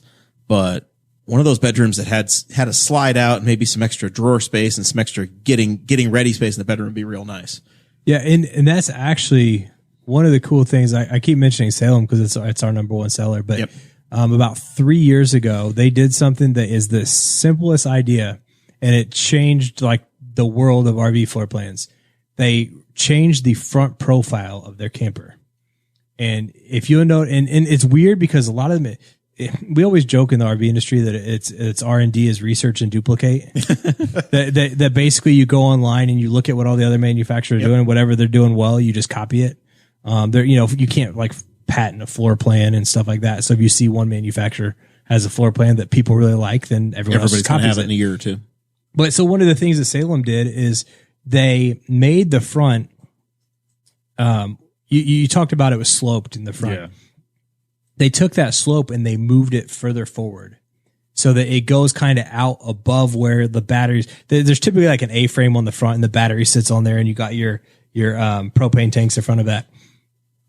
But normally, the front of a camper is pretty abrupt, or it has some sort of like weird slope that doesn't make any sense. It's like an egg shape of some sort. Well, and some of them even like slope at the top, which is weird, versus slope at the like curve at the bottom, if that makes any sense. But what Salem was able to do is move that forward, and in the same length of trailer from actually when I'm talking measuring from the hitch in the front to the bumper in the back, they gained like 6 inches. So every bedroom where they had a wall and that mattress is touching the wall. Yep. Now they have 6 inches there. Everyone where they had like 6 inches there where you could kind of stand and get dressed, now they have a foot so you can actually stand and get dressed. So that was kind of a cool little innovation that, like I said, I'm surprised a lot of people haven't picked up on. but where they were able to not really increase the price of the camper or not lengthen it or do anything like that, but just change that profile to kind of fit what like you guys were talking about. So before we get into the road trips and the stuff you can do with these, somebody asked about leasing, and I want to mention rentals as well. Or I know in the auto world you can lease a vehicle. Is leasing a camper something that happens very much? Not really. And we've kind of talked about would it make sense to set up a program like that? And we haven't really had a good enough business plan, I guess, to make that feasible. We do rent campers. It's typically a little bit. It's cheaper to own one, I guess, than rent one. And I think we had a customer a few years ago that kind of looked at where's the break even point. How many nights a year I have to have? How many nights a year do I have to use it to make it make more sense to buy versus to rent? Because we do have that perpetual renter that rents 2-3 times every single year and has for 10 years. Somebody like Zach that says, "Hey, I'm going to go to the Indy 500 and I'm going to go to the Mid Ohio IndyCar race, so I need a camper 2 to 3 weeks." We had neighbors that they're at 500. They go to every race at IMS and they rented a motorhome for every race at IMS, and they would drive up and they would park and they'd throw their chair with their parking tag and they disappear for a couple hours, and then it would come back. Esther, and I can't remember her husband's name, and they would go get their motorhome and come back, and I was like, you guys need to buy a camper. It'd be cheaper to, even for the couple times a year that, it's expensive to rent them. But if you don't want to own it and you don't have to worry about the maintenance on them. But so what's the number? What they decide is how many weekends do you need to use it to be worth it? I don't know I wish I did, but so a trailer, the trailer rentals are going to go probably, if you got the truck and the capabilities, the trailer rentals are going to go for like probably $70 to $100 a night. Class C motorhome, which is going to be the van front with the cab over sleeping, and some of these are pretty fancy, multiple slide outs and bunk beds and all this stuff. Those are typically going to be around $200 a night. And then your Class A motorhomes, which are the bus style, multiple slide outs and all that, they're going to be around $300 a night. So it'd be like a hotel pricing, except for you can save the money by taking your food with you and kind of be in your own space rather than. And the vacation starts when you leave the driveway, right? So if you could start in your driveway. Yeah. A lot of these people camp out in their driveway the night before. They'll load everything the night before. Say, hey, let's just we're not leaving till the morning, but let's hang out here anyway. I know initially during the Corona shutdown, there were a whole bunch of people. They had property where they could. I can't open my camper up where it sits at my house, but there were people that were driveway camping and having a great time just because it was a change of scenery, just to go out and hang out in their camper, or that was their home office for some people. So you don't have to go anywhere. You just enjoy them in your driveway. We had a financial advisor call us and say, "Hey, you guys rent RVs, right?" And we said, "Well, yeah, we rent RVs." And he said, "Hey, I've been at home for like a month working from home." He goes, "Everything I do is online and on the phone." He goes, "Can I rent an RV next week?" And we're like, "Well, yeah, we got one available." And he goes, "Well, let me check with some people." He goes, I'll call you back tomorrow." And he calls me back the next day and says, "Hey, can we rent 3 RVs next week?" And I said, "What's going on?" And he goes, "Well, I got 2 friends that are working at home too. And we figure all our families are sitting at home cooped up and can't do anything. We could go to like a beach somewhere and just sit in an RV on the beach, and we could do our work from the beach, and our families can have fun." And so I think that's something that we're going to see as a cultural shift too. The people that are working from home are going to say, "Man, I can work from an RV also.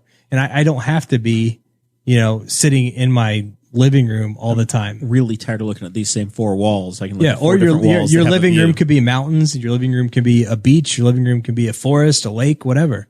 That's exactly, where I work. Cause I've been working from home since like March 17th.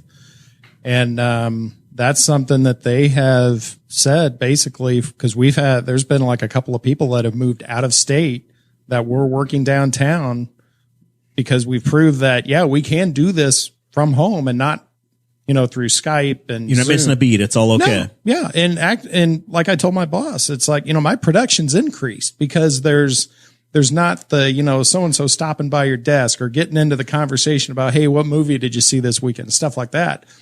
That's non-existent. And, the last 3 months, my metrics have, proven that, I'm actually a more productive person at home. So, I've threw it by him and say, hey, because my wife and I have talked about this, and, her employer is kind of non-committal at this point, but, if we decide this is something we want to do, by all means, at least on my employer side, they've given me the green light to go ahead and do it.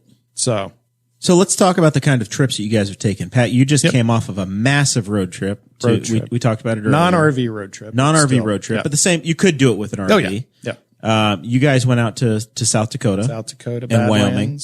Yep. So what did you see from the RV side? I know you take these trips. You've documented it, and you've done Route 66 and a number of others. What'd you see? I tell you, it seemed like about because we spent the bulk of the time out on I-90 by the time you hit it there in, Sioux Falls, I think. Sioux Falls or Sioux City? I can never remember which one. Sioux City's in Iowa. Yeah. Sioux Falls is north. Yeah. That's where Winnebago's built. Yep. That's right. Iowa. Man, where was that? What's the name of that? I can't remember. Forest City. Forest City. That's right by there. And, so we spent however long that drive across I-90 is across South Dakota, 300 or 400 miles or whatever it is. It seemed like the important thing is every 3 miles there's a sign for wall drug. There is, yes, and I made 2 stops there going and coming back home. So yeah, you had to get your nickel coffee and your free ice water. I got my free ice water. Did not get any coffee, but I got free bumper stickers. So yes, but yeah, it seemed like about every 8 to 10 vehicles going either way on I-90 was an RV. Didn't notice it as much once we got back into Illinois on I-74, back into Indiana, but definitely out in South Dakota, it was very, very heavily populated with RVs on I-90. And, by the time we got out we stayed in, Custer, which is about 40 miles or so south of Rapid City. And, even there, I mean, it's just US 16 is just dotted with little campgrounds all over the place. And a lot of them were kind of high end Class A motorhomes. I'm guessing retirees most likely. But wealthy tech billionaires, I'm sure. There, yes. Well, side note, speaking of wealthy tech billionaires, we stayed at a little motel called the Rocket Motel in Custer. And so when we were there, I was reading up on the place. I got on Custer, Google. named after General Custer. Yes. And so Adam I'm reading up on the Vinatieri's place. uncle. Who? Adam Vinatieri's uncle, the Colts legend. Oh, is it? Yeah. Wasn't it Custer's? Yeah, it was. I'm not sure. Oh, yeah, Colts expert over here. Yes. If you've watched any Colts game, you've heard this Adam Vinatieri story. Anyway, moving on. Anyway, so actually, his uncle was in the in Custer's group, but it wasn't Custer himself. Anyway, moving on. Okay. Total sidebar. I wish Chase was here.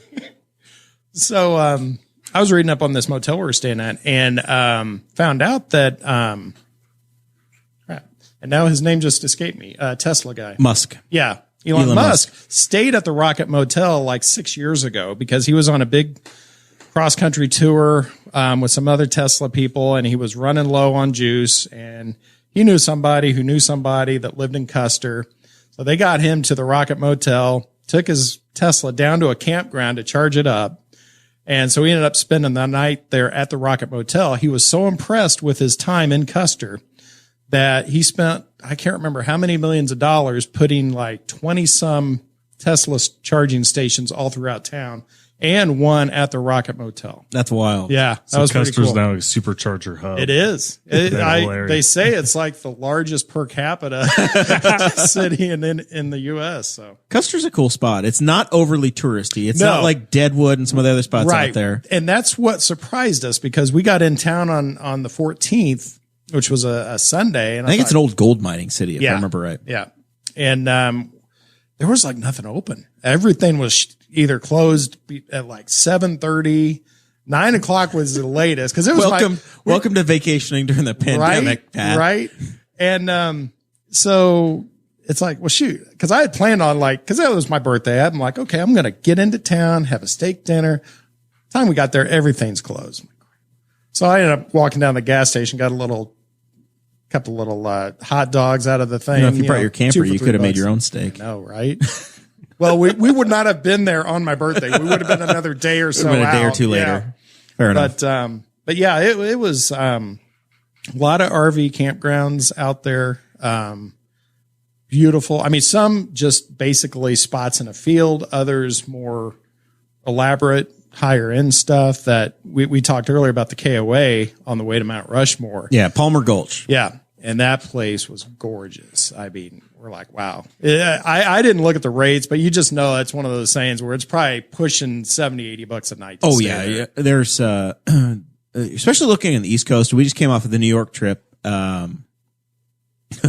We had state parks booked, and with the pandemic, New York hadn't opened their state parks yet. So I was almost running 2 vacations at that point where I had backup reservation planned a number of places. And yeah, some of the KOAs in the East Coast are well over $100 a night. It's unreal. It is. But yeah, that place at Palmer Gulch, they have, it's a full resort where they have campground sites. They have, you don't have to have a camper to go there. You can stay in a cabin. You can stay, there's all kinds of stuff, but beautiful. Another thing I did notice when we were out there, probably more than any other trip we've taken, is I saw a lot of Cruise America Class C motorhomes out of the highway. Yeah, the rentals, which is like a big nationwide network of RV rentals that you can. And I think they mainly do Class C's, if I'm not mistaken.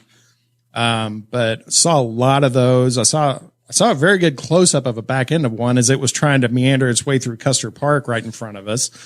So that was a little. As an RV owner, those are kind of fun to roll in because you're like, this is going to be fun. Yeah. Because they usually they don't quite know what they're doing. Exactly. You just kind of sit back and that's when you hope that you're sat down and you're like getting your chair and you get your drink. You're like, just going to be entertained for a few minutes by this. And I'll offer to help if I feel like I can help, because usually you try to be helpful if you're in a campground. But yeah, they're usually kind of entertaining to see. At least those folks are in it's a vehicle, so it still is somewhat natural. When they're backing up a trailer, it's even. A perfect example of that, if you guys have never seen the movie RV with Robin Williams, spot on right there is what you're talking about. Oh yeah, the dump station scene when he's trying to empty the sewer hose. Yeah, classic. I think that movie's probably cost you more customers than gotten you customers, though, Rusty. Because I think people are traumatized. It's a funny movie, though. It's never gone that horribly wrong for me. Yeah, and I'm an idiot, and I've never had that happen. I've had a couple close calls. I've had some where I caught it, the valves were open, but the dust cap was still on, and I caught it. Yeah. And so there's this much of the worst stuff you've ever encountered. And you're like, make sure that your feet are back far enough. Yeah. Trying to get the cap off. Like, this is not going to be good. Yeah.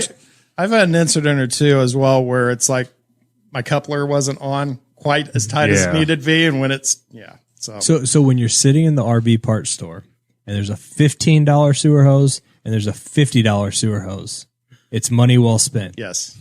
You don't want to put your finger through that hose. Buy the premium hose. Yes. Buy the premium hose.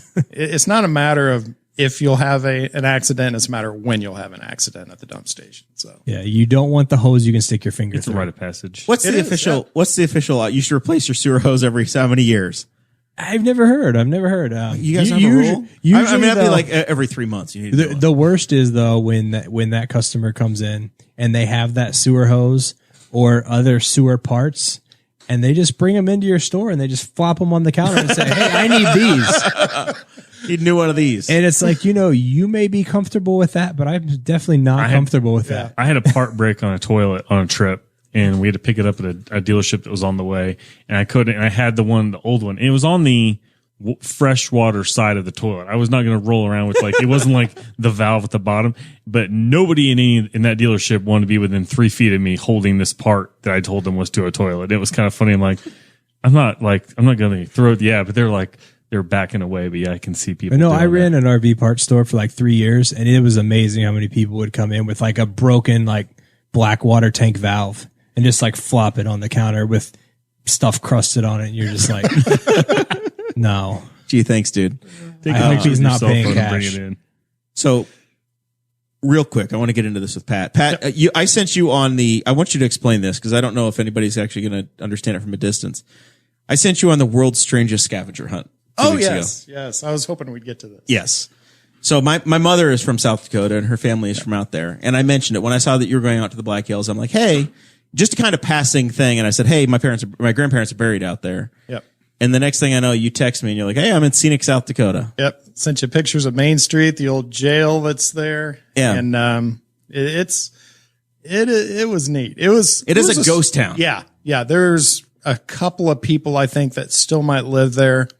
But what was odd about that, and I don't think I shared this with you, we get there and we see the old jail, the old saloon that's all boarded up and everything. So we pull over there, going to get out and take a few pictures. And there's this classy motorhome sitting, I don't know, 20, 30 feet away from us. And it was running. I just thought it was somebody who pulled over, was going to do the same thing. No, this lady gets out of it and she starts walking towards us with this photo album. What's this? And, we're kind of, in the whole pandemic thing, and my wife is, and we're both kind of skittish about people getting too close to us at this point. Right. And so this lady just kind of gets right in our space. And, she says, yeah, I used to live here 30 or 40 some years ago. And she opens up this photo album that shows pictures of inside that saloon bar. And she's like, yeah, this is the guy that used to own it. And that's me. These are pictures from 1985. She's been sitting there for 3 weeks, waiting for you to get there. To show up. But yeah, she had an interesting story. She was 69 years old, had just retired, I don't know, in December or something.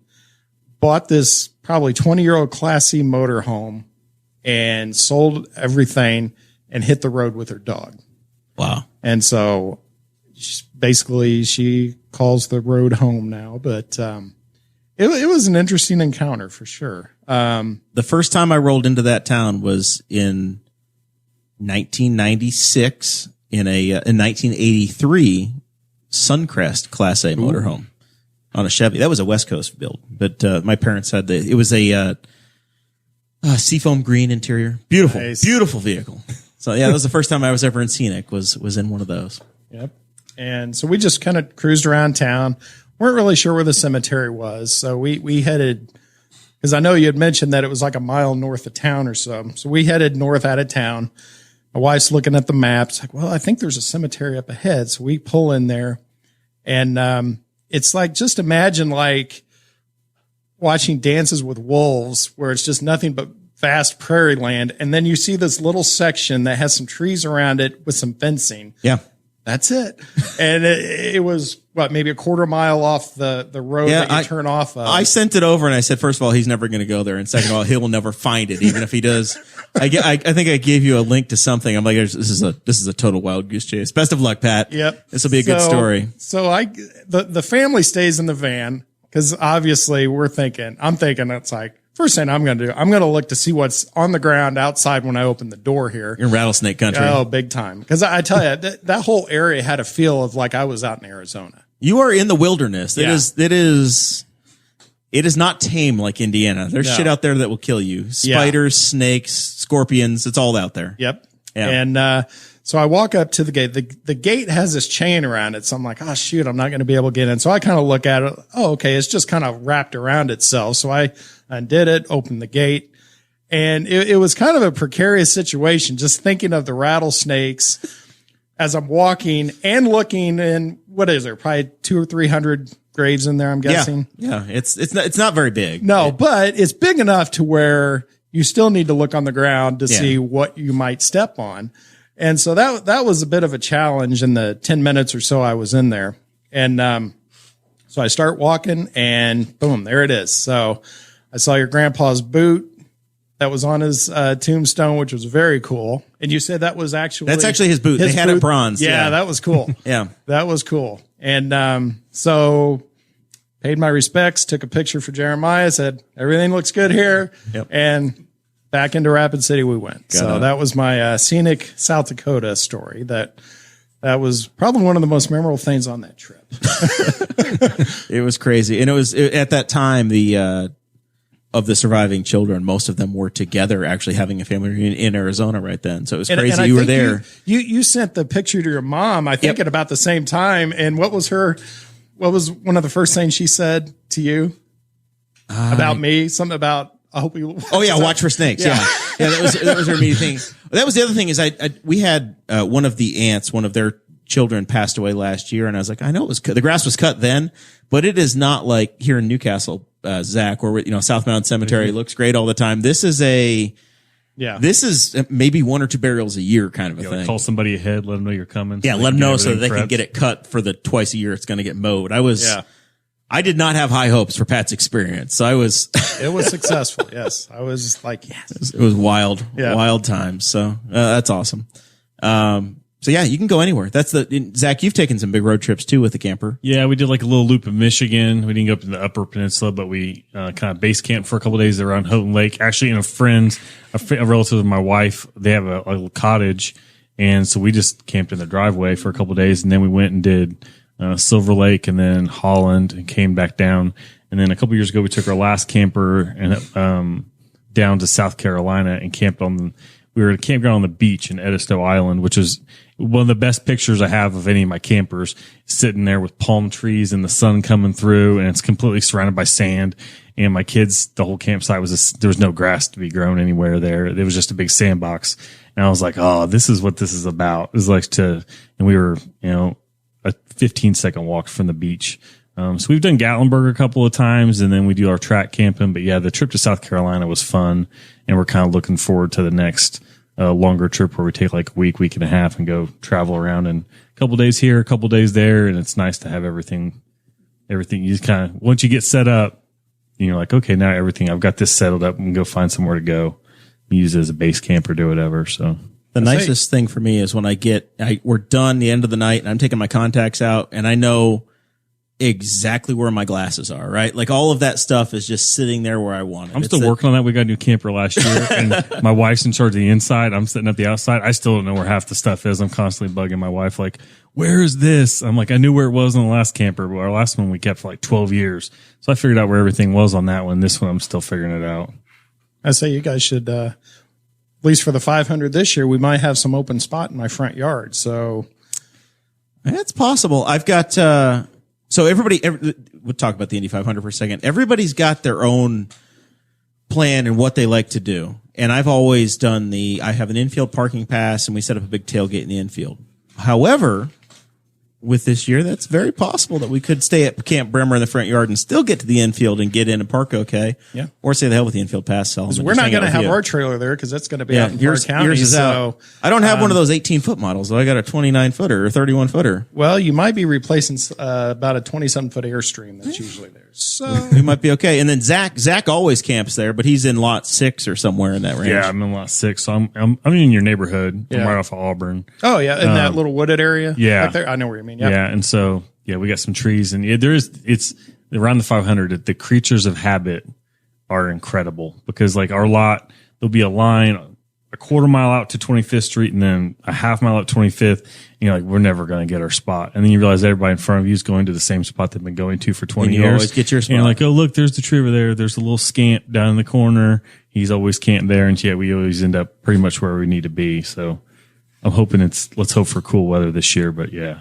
And then do a live remote podcast. It's very possible. See, we will talk off air. It's very possible. You know, the Cavoyans did that. Yeah, I was going to say Pat was going that direction. Yeah. They did they use Bob and Becky Cavoyan usually do a podcast from Checkerboard Square, as they call it. They camp in lots 3.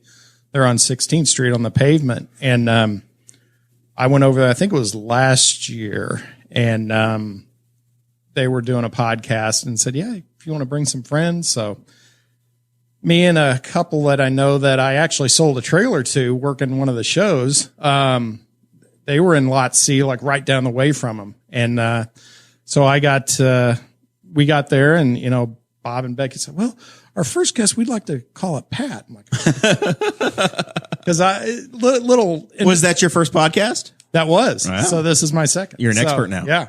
Except it wasn't on TV or anything, but no pressure being with the Hall of Fame broadcaster. Right. I mean, a guy who's, interviewed. Well, you have taken a step down, Pat. But no, I got to know them by kind of sneaking them into the RVIA show that was down in Louisville for a couple of years. So that way they could look at Airstreams before the Airstreams actually came out. So that's how I got to know them. Thank you, Twitter, because Twitter opened so many crazy doors. It's just unbelievable. It's like I was listening to Bob Cavoyan when I was like in 9th grade when they first came to town. And here I am sitting down in Louisville having lunch with them. Like, where have I come? I looked out. He stepped away one time. He had his phone on the table. And I looked down and the phone lights up. It's like Pat McAfee calling him. Yeah. It's like I knew then. It's like I'm in a different place I'm usually at. So, oh, that's funny. Well, my mother-in-law's in the chat and she's watching this and she wants to know if she can bring her big old Laredo too. So she's only 36 feet long. I'm sure you got room for that too. probably the driveway. Yeah. Yeah. She might not be in the yard, but we could probably wedge her in the driveway. This is the year to try different stuff. You know, the Indy 500, this is the year we've got differences and it's not your normal deal. So maybe this is the year we break up some traditions. And when it comes to parking logistics, there's no better community than Speedway, Indiana. Agreed. In accommodating the craziness. Figuring out how to put people in spaces. And one of the interesting features about Speedway that I love to point out to people is when you roll into Speedway, all of a sudden the sidewalks get a car length away from the street. Yep. So you can park a car between the street and the sidewalk. Nowhere else will you ever see that happen. Yeah, we can't park in our yards any other time of the year. You know, code enforcement will come by and knock on our door. And every fenced in backyard has a gate that's big enough to get a camper through type thing. Yep. So, well, now I will tell you from experience, Pat's very gracious and will share his yard with you. But the city of Speedway will not let you out of his neighborhood because after the race, they shut down every exit to his neighborhood. Yeah. You are trapped. I have spent 2 hours trying to get out of his neighborhood. That's what it takes. And there's no car. Nobody else is parked in his neighborhood. I mean, you get out there and there's nobody there, but they barricade everything. And if you try to get out, there's police there. Now you can't come out. Yeah. I'm an infield guy. So I'm just, when the race is over, everybody's got their own routine and what they do. And they, you know, 250,000 people show up at this race and they all do very similar things year after year after year. And you get into this routine, but we park in that infield, get there. I get in line at 3 a.m. I get in the track. They open the gates at 6. I'm in my spot by 7. I know I got to sober up by race time. And then when the race is over, we usually cook our second round of hamburgers and hot dogs and we're not out of the track until 6 o'clock in the evening anyway. So wow, that's the way it goes. So I have to ask the question. Yes, sir. So having an RV dealership around race time every year. Well, typically the race is in May. So sometime in March, my phone starts ringing off the hook and it's every race car driver. That's what I was going to ask. Hey, do you guys have an RV I can use? I know that we had a neighbor. I got fortunate enough to get infield camping for the Grand Prix, which I don't get to do this year. And the first year we had a neighbor around the corner. Holcomb. And it was it was a loaner from your dealership, I believe. And it was Doug Bowles. Yeah. And so you guys set him up with a camper. For the we've done that a few different times. But my question is, through Doug, through some of the race car drivers, 1 year through the Gordon Pipers, I get these infield parking passes. The 1 year with the Gordon Pipers, I had a police escort to get me into the infield.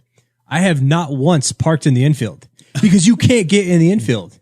So my question is, if you have the infield passes, how do you park in the infield? I line up on 16th Street at 4 o'clock in the morning, and when the gates open up, I come in and they let me in. My pass gets me in, and then I am in the. Zach joined me for my tailgate last year. It is absolute madness, and it is as long the state police roll through on their golf carts, and as long as nobody's killing anybody, it is pretty much as close to a lawless land as you're going to get. My campground is like a campground. It's got trees, a little path you pull offside. I walk into his area and it's like Mad Max. It's like mud holes everywhere. There's just people wandering aimlessly. No idea that there's a track around them. I'm like, and my wife's like, yeah, how does anybody do this? I was like, yeah, we just have a different little life out there in our little quiet area. And so yeah. But I'm in the track. I can hang out and then I can go to my seats in turn 3 and then I can come back and it's low maintenance. I started out as I would be the guy that walked in. My dad works for Allison Transmission, so I'd park off of 10th and Polko and I'd walk into the track and I'd have my free parking spot. And then I was like, when they finally started selling infield parking spots, I'm not going to buy one of those. And I'm just going to be inside and not have to stress out about anything. Because I used to buy the giant cooler and then have the 1 mile hike up to turn 3 with my cooler. And then I'm like, I can get a car and bring it in. And I've got all my stuff with me. So that was better. So as you get older, you start to learn that. And then you say, you know what? I don't want to fight anybody to be able to have my spot on the viewing mound. So I'm going to go ahead and buy some seats.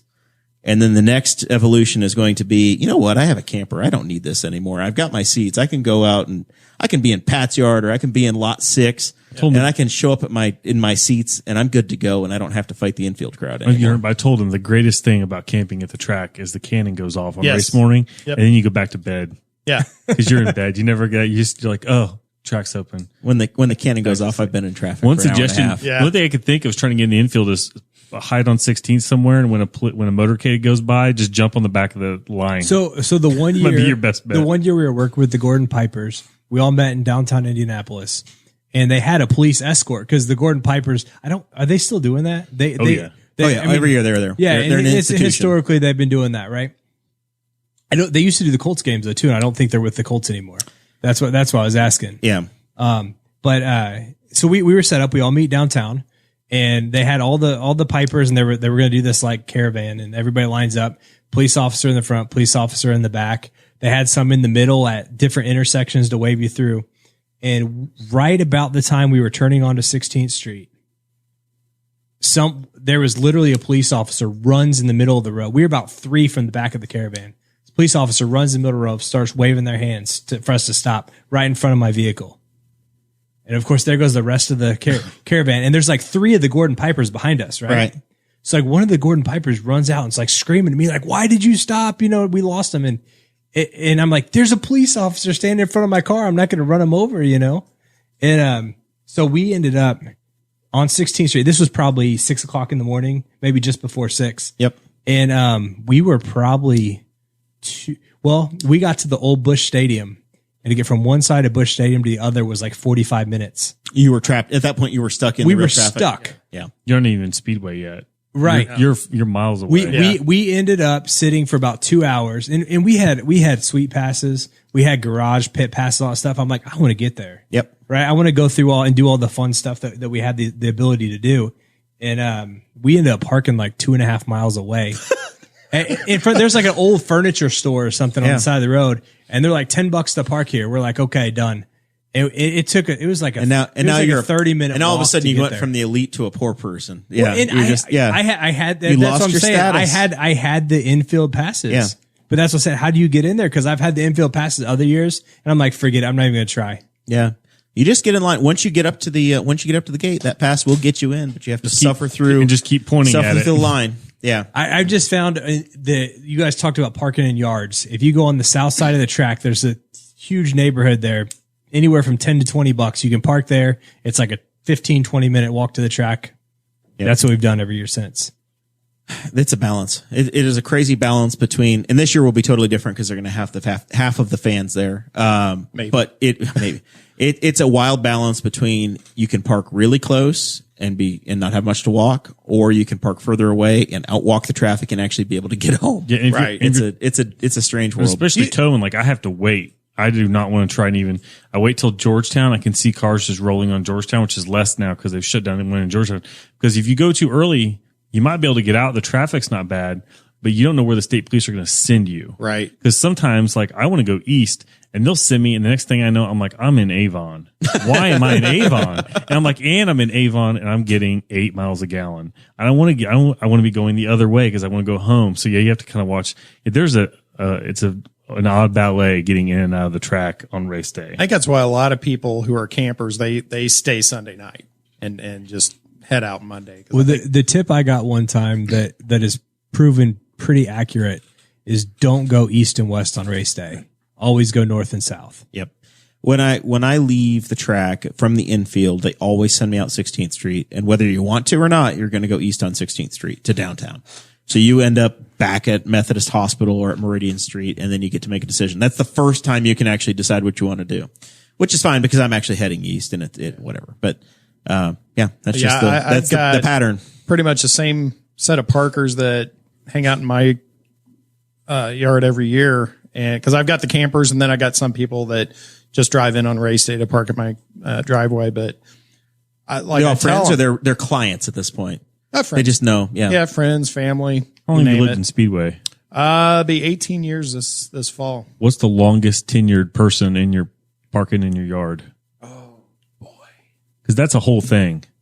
I mean, there are people that have been camping in the same spot, doing the same thing with the same people. I'm gonna say because I met a bunch of. Well, actually, I met Jeremiah through the John Andretti fan page. Yep, and so I know we have 2 people there, Jeff Terry and Kelly. I'd say it's one of those 2. Because this goes back even before we were putting campers in there, because we didn't start doing this until we bought ours like in 2010, I think, was the first year we had campers.